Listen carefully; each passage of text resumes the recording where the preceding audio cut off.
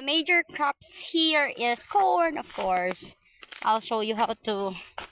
We have very nice corn here. See? Alright. My sister is going to peel some corn with my father, so I'm going to try. Let's try. Ah.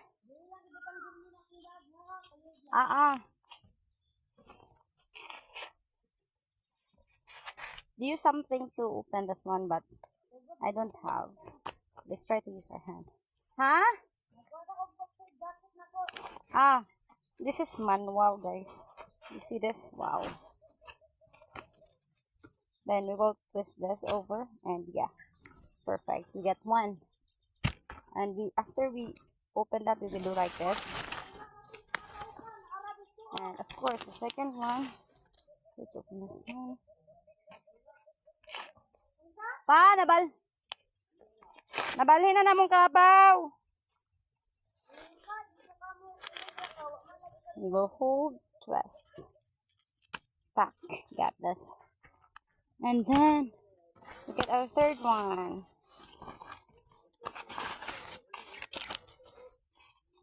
This is like the major crops here in the mountain: corn, sugarcane, and we have cassava and bananas, of course, rubber.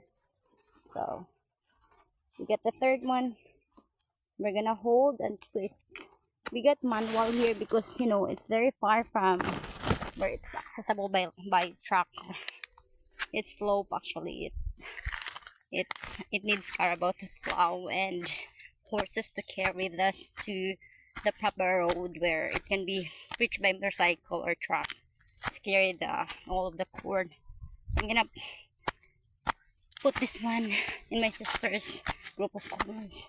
Aka, Day! Day! Aka! Ha? Asa kang Jamelina? Kani oh?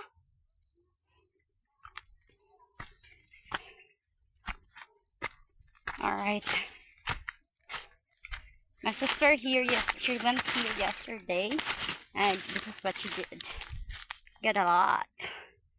We do like this, and then we put inside a sack. We sack them, then after that, they sealed it with a rope to carry it with the horses to our barangay, where the motorcycle and the truck can accessible. But if we have road, I think, in the lower part of this slope where the motorcycle or the truck can go through. Ho! Layuan ni mo!